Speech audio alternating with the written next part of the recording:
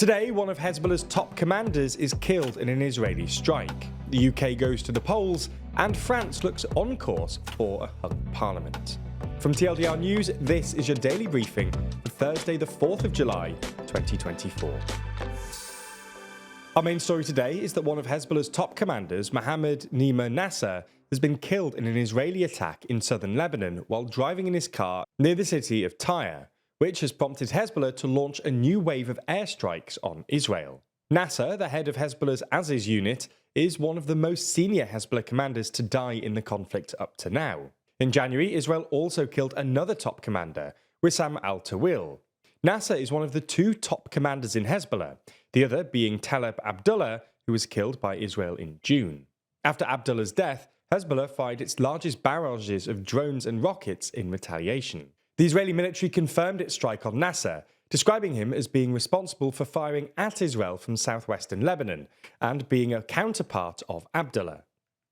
Hezbollah responded to Nasser's killing with 10 attacks and reportedly 100 Katyusha rockets targeting the occupied Golan Heights. Israel's military did not give a number of rockets launched, but said most of them fell in open areas. Some were intercepted, while a number of launches fell in the area of Kiryat Shmona. Senior Hezbollah politician Hassan Fadlallah said Nasser had known he was a target, but had not left the battlefield in 9 months. Fadlallah said that Hezbollah would inflict its punitive response on Israel for its crime, so this enemy understands that the arm of the resistance is long.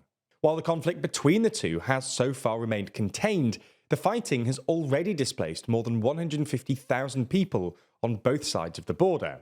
The latest attack comes amid an uptick in fighting and charged rhetoric between Hezbollah and Israeli officials. This recent escalation has, however, sent international mediators scrambling to calm tensions down.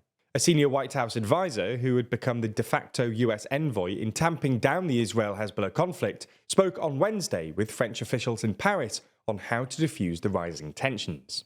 Israeli Prime Minister Benjamin Netanyahu and Defense Minister Yoav Gallant emphasized the need to focus on northern Israel and prevent a wider war. Yoav Gallant said that Israeli forces were hitting Hezbollah very hard every day and will be ready to take any action necessary against the group, though the preference is to reach a negotiated arrangement. After months of discussion about the potential timing of the vote, polling day in the UK is finally here. Voters across England, Wales, Scotland and Northern Ireland will, today, select 650 new representatives for the Westminster Parliament, and in doing so, will choose a new government to represent them for the next 5 years. While we don't know how well each party has done until tomorrow morning, right now it looks like the Labour Party, led by Keir Starmer, will achieve a landslide victory. Many of the gold standard MRP polls have predicted that Labour will achieve the highest seat share in their history, with the Conservative Party achieving the lowest seat share in theirs. In fact, some polls have predicted that the Tories may even achieve so few seats that the Liberal Democrats overtake them, resigning them to third place. If this were to happen, we would be discussing one of the largest political realignments in the country since the Second World War. Polls, though, are only one thing. The only thing that truly matters is the election itself. Now, before we continue, I just wanted to remind you that this evening the TLDR team will be hosting an official election livestream. We'll be going live to react to the exit poll results alongside you and discuss what these results mean for the UK as a whole. So if you want to understand election night better, talk directly to the team and just have a bit of fun, then consider joining us. To get access to the stream, you'll first need to purchase a premium copy of our newspaper Too Long, because it's exclusively available to those purchasers. Now, if you're not familiar, Too Long is our 60-page high-quality magazine, full of TLDR's very best journalism. This issue is focused on the UK election, diving deep into the campaign, the results, and how the winners plan to fix Britain. If you're interested, you can pick up a copy from our website, where we're selling 2 editions of the magazine. Firstly, there's the standard edition, then there's the premium edition, which also gets your name printed in the thank you section of the magazine, access to our behind-the-scenes podcast, and, of course, exclusive access to our election night livestream. If you have more questions, there's a full Q&A linked in the description, where you'll also find a link to the store. While you're there, make sure to use the code TLDRDaily to get an additional £2 off any purchase. Thanks so much for hearing me out, and we look forward to seeing you this evening. France is likely heading for a hung parliament in the second round of its legislative elections on Sunday, according to a new poll.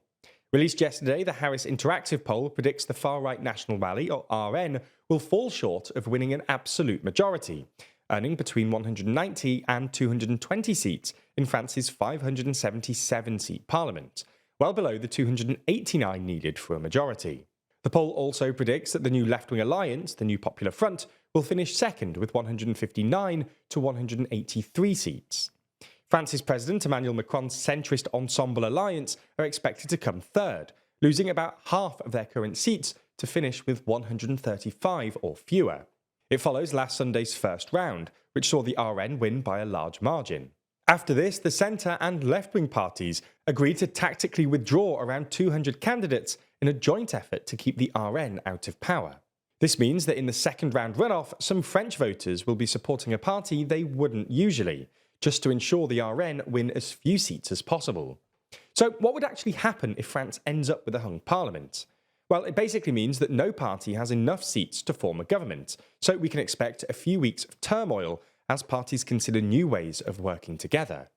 Macron's Prime Minister Gabriel Attal has called for a building of a pluralistic assembly of parties willing to cooperate on specific policies. Whatever happens though, make sure you're subscribed to the TLDR EU channel where we'll bring you all the updates. Amazon founder Jeff Bezos is planning to sell $5 billion worth of shares after the company's stock hit a record high.